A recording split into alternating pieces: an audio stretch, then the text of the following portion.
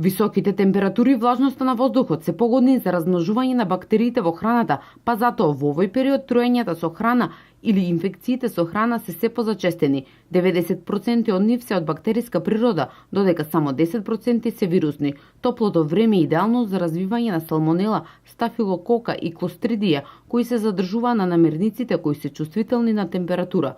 Салмонелното труење може да се појави дури по 72 часа, додека пак и стафилококното труење првите симптоми се јавуваат 2 до 3 часа после консумирањето на храната. Салмонелата има во сите, например, животински производи, кои што не можат термички да се обработат.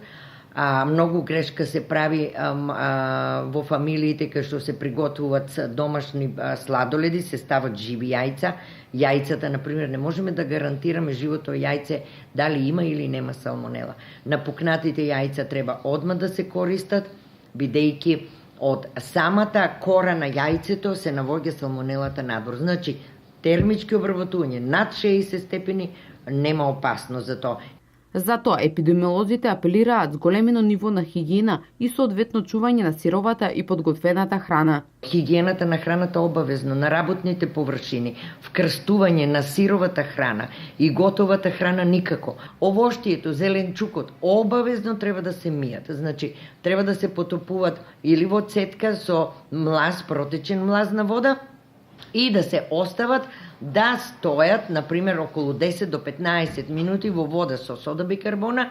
Значи, најсигурно и најбезбедно е термички обработување.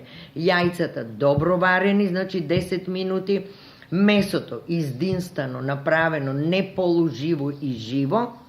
Значи, храната никако чување надвор. Кога ќе се олади храната, треба да се стави во фрижидер за одржување. Во поблагите облици на труење важно е да се повратат течностите кои се губат. Лекарите советуваат почесто консумирање на вода, солени супи и чај, посебно од шипка и камилица. Тие ќе го смират желудникот и ќе ги надоместат изгубените електролити и минерали. Двопекот и орисот се добар избор за иритиран желудник.